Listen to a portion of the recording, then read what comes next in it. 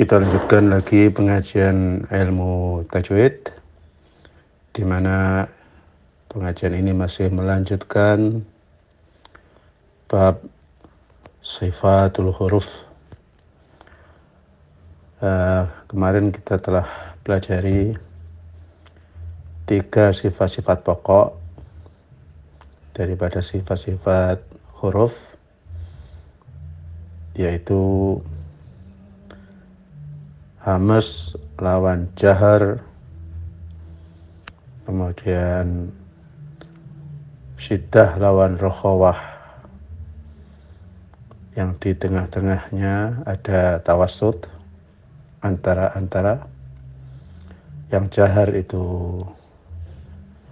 menahan nafas, hamas mengalirkan nafas, syiddah menahan suara, rokhawah atau rikhwah mengalirkan suara, tawassut tengah-tengah.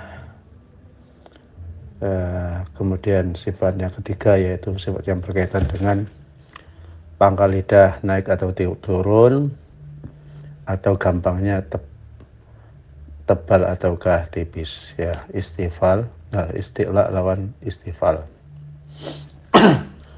Sekarang kita kenalkan lagi satu sifat yang berkaitan dengan pucuk lidah, yaitu antara melekat atau tidak. Bukan lagi naik atau turun, tapi melekat ke langit-langit atau tidak melekat. Ya, yaitu kalau melekat ke langit-langit diberi sifat itbaq, itu pakai to ya. Kalau tidak melekat itu infitah. Jadi kata-kata infitah ini sebenarnya pemakaian dalam tajwid adalah tidak melekatnya pojok lidah ke langit-langit. Bukan dengan arti yang dibuat-buat oleh orang sekarang. Infitah itu mulut membuka ketika mengucapkan fathah, sehingga orang membaca fathah itu tidak berbunyi a tapi itu berarti kurang infitah. Boleh-boleh saja ya, tapi dikhawatirkan akan mengacaukan arti infitah di dalam sifatul huruf, ya. Kemudian perlu diketahui bahwa standar melekatnya pojok lidah ini ke langit-langit, bukan ke gigi. Ya, kalau ke gigi itu tidak termasuk itbaq. Hurufnya itbaq adalah shad, dhad, ta, za. Ya, sekarang saya ambil contoh to saja ya, dibandingkan dengan ta. Ta itu coba disukun, didahului huruf yang hidup at, pojok lidah melekat, tetapi melekatnya ke gigi. Ini bukan itbaq. Kalau to up, melekatnya ke langit-langit. Jadi seandainya huruf itu tipis ditebalkan jadi a menjadi o, umpamanya ta, tipis ta ditebalkan menjadi to gitu aja. Tapi kalau diitbaqkan menjadi bo, akhirnya berubah menjadi huruf apa? Itbaq. Seperti kata-kata kita, infitah. Ya, tapi kalau kiopa itu itbaq tapi istifar. Itbaq pojok lidah melekat tapi dia tipis. Nah, kalau digandeng ya tebal, ya itbaq yang menjadi bo. Nah, yang perlu diketahui, difahami, jangan sampai tidak, yaitu melekatnya pojok lidah itu ya pojok-pojok betul, tidak usah pojok melebar.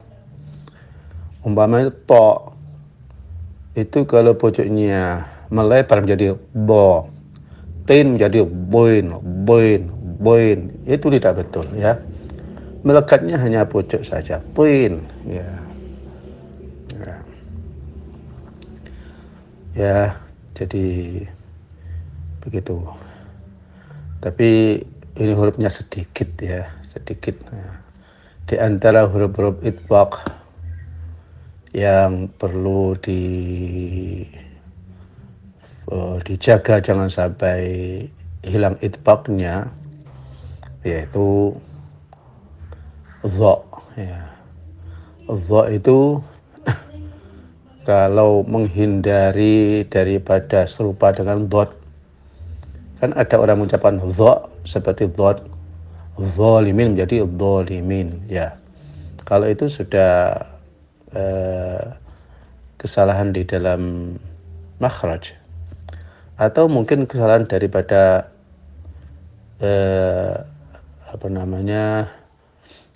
makhraj, tidak ya, kesalahan dari sifat juga. Kesalahan makhraj, pojok lidahnya terlalu menekan ke gigi ya. Jadi dha itu kalau umpamanya untuk menjaga jangan sampai dha, maka dibaca za, zalimin, zalimun ya. Nah ini menyalahi apa? Ya menyalahi sifat itbaq. Kalau za itu za, pojok lidah tidak melekat ke langit-langit ya. Adapun infitah ya sudah jelas lawannya ya. Bisa dicoba sa, dha, ta, dha ya. Cuman kadar melekatnya ya ada perbedaan lah antara to dengan dha ya. Ya. To itu melekatnya lebih rapat gitu ya. To. Kalau dha ya melekat tapi tidak terlalu rapat betul. Ya, demikian ini sifat berlawanan yang keempat. Kaitannya dengan pojok lidah. Kalau yang istilah lawan istifal itu kaitannya dengan pangkal lidah, itu utamanya ya. Tapi bisa saja ada huruf-huruf tertentu yang naik itu hampir seluruh lidah, tapi yang intinya adalah pangkalnya. Jadi huruf-huruf kalau bersifat isti'la dan itbaq itu seluruh lidahnya naik. Untuk isti'la'nya itu pekerjaan pangkalnya, untuk itbaq itu pekerjaan pojoknya, sehingga tidak mungkin kalau pangkal naik, pojok naik, kemudian tengahnya tidak naik ya. Ya jadi naik semuanya. Cuman kesalahan yang fatal, orang-orang itu memahami bahwa isti'la itu yang naik pojok lidah. Tidak betul ya.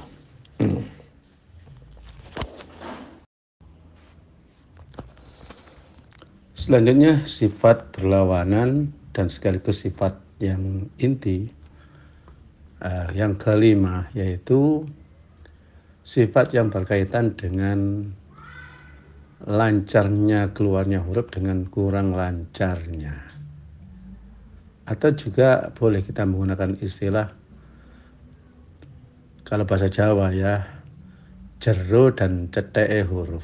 Ya, kalau huruf itu makhrajnya lebih ke arah tenggorokan ya, atau lidah bagian pangkal-pangkal gitu ya, itu dalam. Tapi kalau huruf-huruf yang makhrajnya di sekitar pojok lidah, di bibir, itu huruf yang cetek ya, keluarnya dekat ya. Nah ini sifat yang keluarnya lamban ya, lamban, jero ya, itu diberi sifat ismat. Karena kata-kata somata asal artinya adalah diam ya, agak susah untuk mengeluarkan ya. Lawannya idlaq. Nah, itu artinya licin gitu ya sebenarnya. Jadi keluarnya mudah gitu ya. Untuk yang licin itu saja kita hafal hurufnya.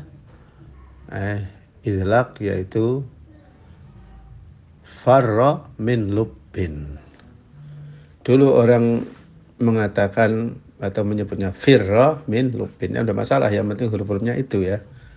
Tapi ada yang mengkritik kalau firro itu fi'il amar. Firro, larilah kamu, min lubin, dari kecerdasan atau orang yang cerdas. Tapi kalau farro ini bukan menyuruh tapi menceritakan ada orang yang farro, melarikan diri dari lub, dari kecerdasan. Ya.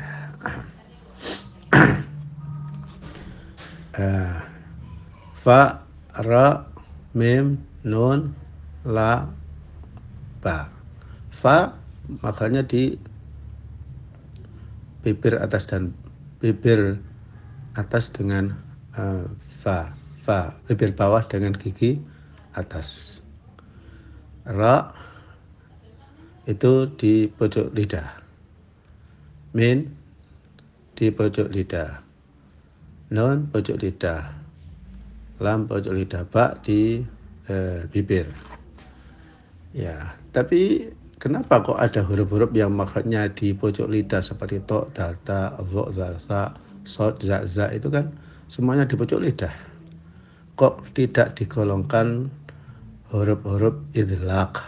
Ya. Ini permasalahannya, kemudahan huruf itu tidak hanya karena di pojok ya. Ya, kemudahan atau kelancaran huruf itu ya di samping di sekitar pojok juga ada sifat-sifat lain, sifat-sifat yang memudahkan ya. Jadi tidak otomatis kalau dalam itu mesti ismat. Tapi kalau yang dekat-dekat pojok tidak mesti kalau idlaq, karena ada dukungan kemudahan itu dari sifat-sifatnya ya. Ada pendapat dari beberapa ulama bahwa sebenarnya sifat idlaq lawan ismat ini tidak termasuk sifat-sifat yang perlu ditambahkan dalam sifat-sifat huruf. Karena sifat itu ada secara alami. Ya, kalau makhrajnya mudah maka ya sifatnya menjadi mudah, seperti itu ya. Jadi walaupun tidak disebutkan, itu sudah ada dengan sendirinya. Beda dengan tebal dan tipis, itu orang itu seperti dituntut untuk hati-hati, jangan sampai tipis, jangan sampai tebal ya. Ya kalau idlaq jangan sampai lancar, jangan sampai sulit, ya tidak bisa ya. Ya memang adanya begitu, dikeluarkan ya sulit dengan sendirinya, mudah dengan sendirinya. Hamas juga begitu ya. Bayangkan ya, mungkin ada huruf yang hak kurang anginnya jadi ha gitu saja. Harus diingat-ingat bahwa dia itu hamas, ada anginnya, awas, jangan lupa ya. Jim itu tidak ada anginnya, jangan diucapkan ja ya. Jadi begitu. Namun kebanyakan ilmu tajwid tetap memasukkan sifat idlaq dan ismat itu dalam deretan sifat-sifat huruf ya. Ya, supaya betul-betul kelihatan keutuhan daripada sifat-sifat huruf. Ini semuanya sudah kita sebutkan 5 lawan 5. Kecuali yang itu syiddah lawan ikhwah itu ada tengahnya ya, sedang ya. Nah.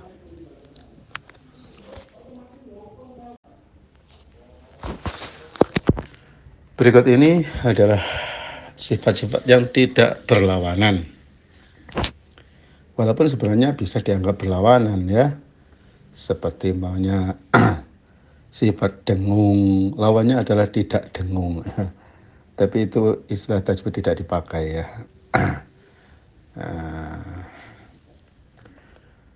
Sifat keenam ya daripada sifat-sifat huruf yang memiliki sifat lebih daripada 5. Kalau paling sedikit itu 5, paling banyak 6 ya. Jadi kalau kita sudah menyebut sifat itu 5, kita coba, kita angan-angan, kita cari-cari, barangkali ada satu kali lagi tambahan satu sifat. Tapi kalau sudah ketemu 6, ya jangan cari-cari ya, udah habis ya. kecuali ra yang memiliki sifat sampai 7 ya. Sifat-sifat ini bisa kita mulai dari mana sajalah gitu ya. Di antara sifat tambahan adalah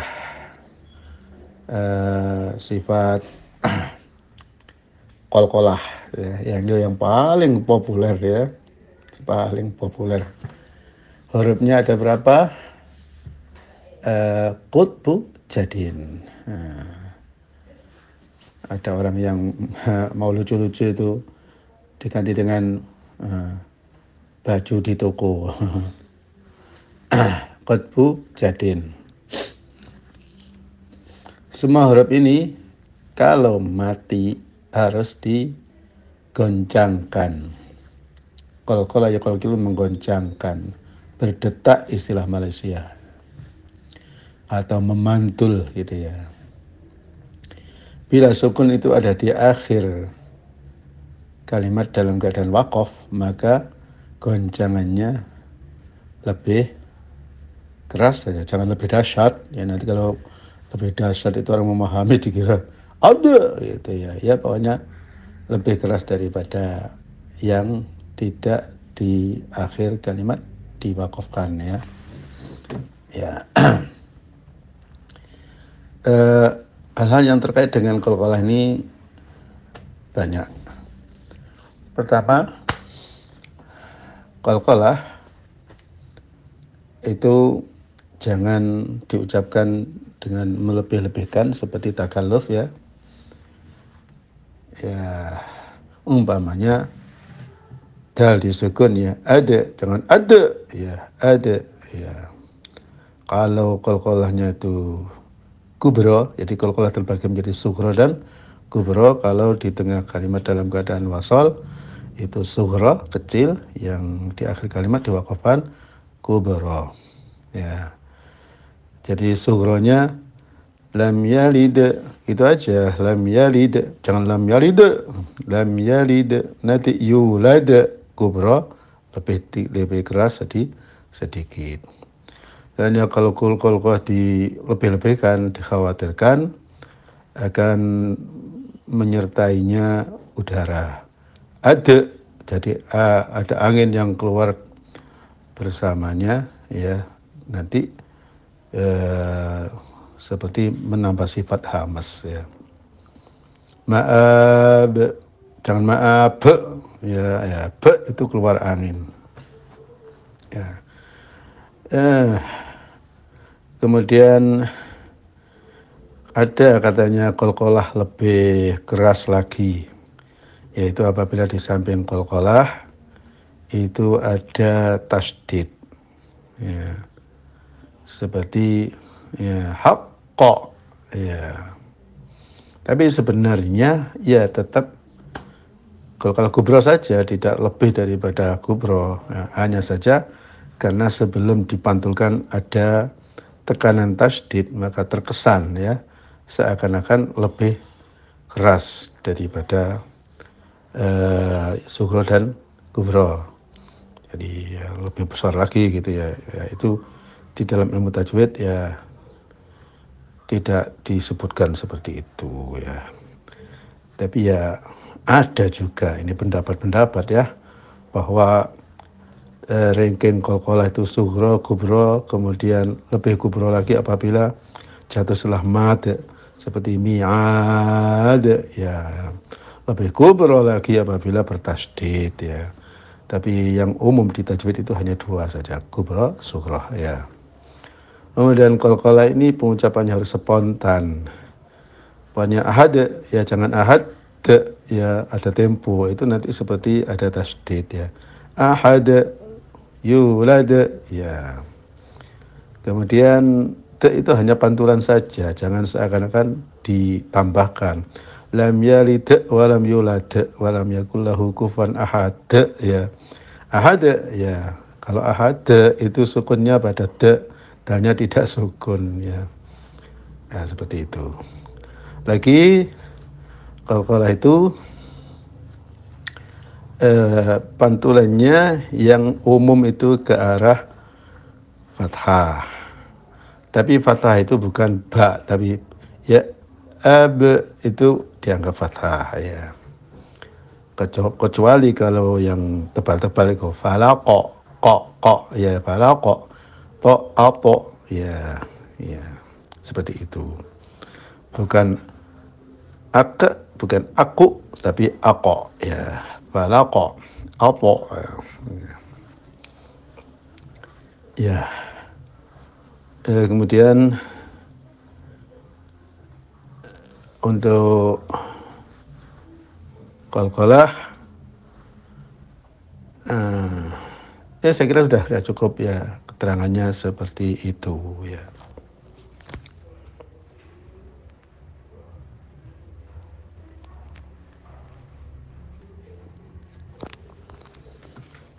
Sifat berikutnya yang tidak berlawanan adalah sifat sofir. Sofir itu diartikan siul menurut bahasa ya. Ada pun istilah tajwid yaitu ya memang siul juga ya, tapi tidak sebagaimana siul yang kita rasakan ketika orang bersiul ya. Hanya istilah saja. Ya. Kenapa? Bentuk daripada siul itu tidak sama antara satu dengan lain ketika huruf itu, yaitu shad, za, sin. Ya, terjadinya siul itu karena makhraj daripada 3 huruf itu di cepitan antara gigi atas dan gigi bawah. Pojok lidah diposisikan antara gigi atas dan bawah. Sa, za, sa ya, itulah yang menimbulkan sofir atau siul. Ada yang menjelaskan bahwa siul itu seperti siulnya burung gitu aja ya. Nah, ini masih membingungkan ya, burung apa ya. Ya, kadang burung ada yang bersiul, ada yang tidak, siulnya pun tidak sama ya. Ada yang lebih jelas sedikit yaitu shad itu seperti suara angsa, shad, shad, shad ya. Yang za itu seperti suara kawanan lebah, zzz, ya. Yang sin seperti suara belalang, ya. Disinilah kita agak heran ya, kenapa banyak qori walaupun qori itu sudah kaliber nasional ataukah internasional ya, kalau membaca shad ya itu kurang ada ya. Sin bismillah belum bismillah ya. Yang za ya, idza zulzilatil ardu mestinya idza zulzilatil ardu zilzalaha. Jadi sofir ini adalah sifat-sifat yang banyak orang yang trader di dalam memenuhinya ya. Jadi kalau kita membaca wasallimu taslima ya, wasa'a sabila ya, za idza zulzilatil ardu zilzalaha wala tazir waziratu wizra ukhra, seperti itu ya. Kebetulan si huruf itu makhrajnya sama ya, sifatnya sifat tambahan maksudnya, yaitu sofir itu sama juga 3 huruf itu. Jangan sampai kita kenal sofir itu hanya pada huruf shad saja.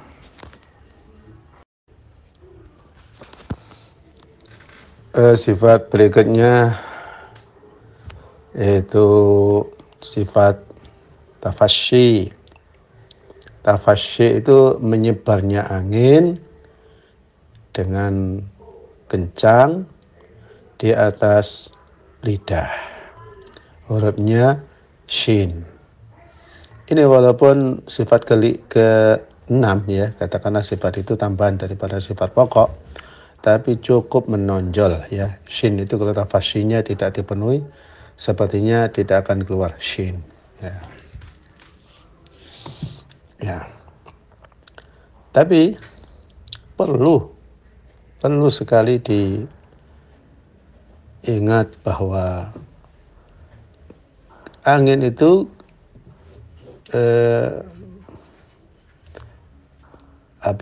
keluar dengan kencang dari atas permukaan lidah. Jangan sampai pertama itu takalluf atau mubalaghah, berlebihan. A'udzubillahi minasyaitonir ya wasyamsi. Ya. Jangan sampai melebihi daripada lidah. Jadi terkesan seakan-akan semburan angin itu dari sepenuh mulut. Ya. Seakan-akan penuh dengan angin terus dikeluarkan. Syah. Ya. Itu kelebihan ya. Ya, ini pernah ada peringatan dari guru besar Al-Quran dari Mesir ya, mengatakan bahwa di beberapa negara di antara adalah Indonesia, banyak orang yang mengucapkan shin itu tafsirnya kelebihan ya. Sha, shi, su sudah cukup, jangan sha, shi, su. Kecuali kalau untuk pembelajaran awal anak-anak kecil ya, tidak masalah. Tapi kalau bacaan sudah jadi, segala bentuk berlebih-lebihan itu ya menyalahi tajwid. Di antaranya sifat ke-6 yaitu istitolah.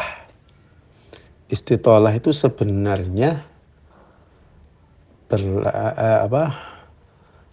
molornya atau modotnya ya, berkembangnya makhraj. Berbeda dengan rikhwah. Rikhwah itu mengalirnya suara. Nah, dot itu huruf dot ya, huruf dot saja memiliki rikhwah juga istitolah. Sementara ini orang mengira bahwa memanjangnya suara dot itu karena istolah. Ya, walau itu, tapi ternyata istitolah itu memanjangnya makhraj. Jadi berangkatnya itu memanjang bo ya. Tapi kalau rikhwah setelah keluar itu diekorkan. Ash jadi sya, jadi sya. Jadi memanjang itu setelah huruf itu keluar ya. Nah, istitolah pada dhad dan rikhwahnya dhad itu ya bekerja sama ya.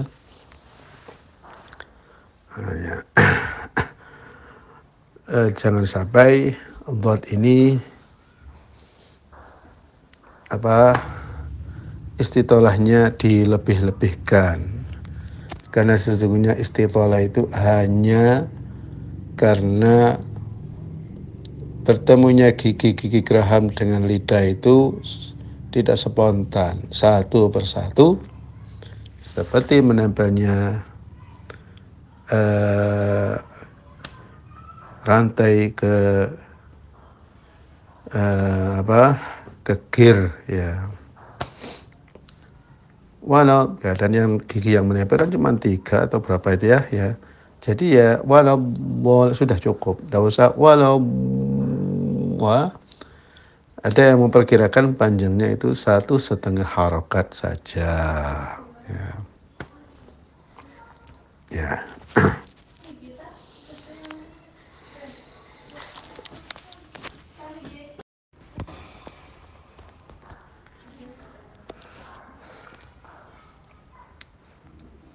Ada lagi sifat ke-6 yaitu sifat inkhiraf, yaitu huruf yang mana makhrajnya tidak istiqomah dari awal sampai akhir ya. Memulai dengan akhirnya itu berbeda. Jadi akhirnya itu seperti membelok gitu ya. Ya seakan-akan umpamanya ro akhirannya itu mengarah ke lam, lam akhirannya mengarah ke ro ya. Tapi ini seperti halnya sifat idlaq ya, di mana sifat ini tidak tidak harus diada-adakan, yang sudah ada secara alami gitu ya. Kemudian ada sifat gunnah, yaitu dengung. Jadi dengung itu sifat ya. Dan sifat itu memiliki makhraj. Sifat dengung itu makhrajnya dari pangkal hidung ya. Dengung ini khusus untuk nun dan mim. Sebenarnya dengung ini ada di dua huruf itu dan tetap tidak akan pergi dalam keadaan apapun. Akan tetapi ada dengung yang tapak-tapakan atau dipanjangkan, ada yang satu harokat saja ya. Nun dan mim bila dalam keadaan izhar itu dengungnya satu harokat saja, an ya. Cuman perlu diketahui bahwa panjang na dengan an itu rasanya lebih panjang an. Seakan-akan istilahnya saja satu harokat, tapi sebenarnya dibanding dengan harokat na itu an itu seperti satu harokat setengah ya.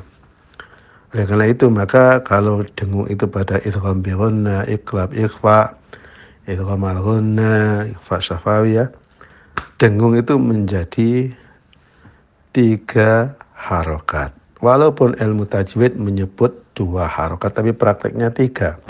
Karena satu dengung ketika izhar itu sudah bernilai 1 harokat setengah, sedangkan idgham, iqlab, ikhfa ya, ghunnah itu dengungnya izhar itu dilipatkan 2 kali. 1 setengah dilipatkan 2 menjadi 3 harokat. Jadi pastikan sifat dengung itu jangan panjang-panjang ya. Sifat dengung itu lebih panjang daripada mad tabi'i, lebih pendek daripada mad wajib dan mad jaiz. Bila kita memilih mad jaiz dan mad wajib itu 4 harokat. Mad tabi'i 2 harokat, mad jaiz, mad wajib 4. Sedangkan dengungnya idgham ya, iqlab ikhfa itu 3 harokat. Ya, seperti wa minan nasi itu lebih pendek 1 harokat daripada minan 3, nasi 2. May yaqulu may 3, ku 2. Amanna man 3, na 2. Jangan ikut-ikutan dengan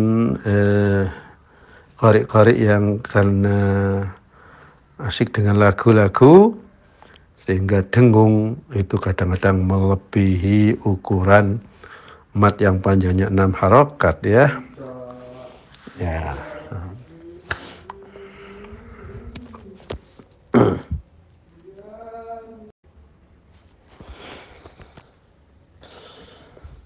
Masih ada lagi yaitu sifat khofa. Khofa itu artinya samar. Dan ini juga sejenis sifat-sifat yang alami ya, bukan disamar-samarkan gitu ya.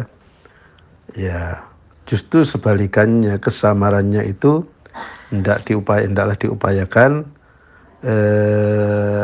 berkurang ya. Sifat ha itu memiliki sifat apa? Khofa, juga huruf mad ya. Itu memiliki sifat apa? Khofa ya. Samar gitu ya. Ha itu sampai-sampai kalau ada hak dhamir lahu bihi ya, itu ditambah mad. Padahal tidak ada huruf madnya. Lahu bihi ya. Mengapa sih? Katanya untuk menolong ya supaya tidak terlalu samar ya. Kalau dibaca pendek lahu takut sama, tapi kalau lahu loh, agak jelas ya. Seperti kata-kata ya dengan ya gitu ya. Nah ini ya itu lebih pasti gitu ya. Nah, ya.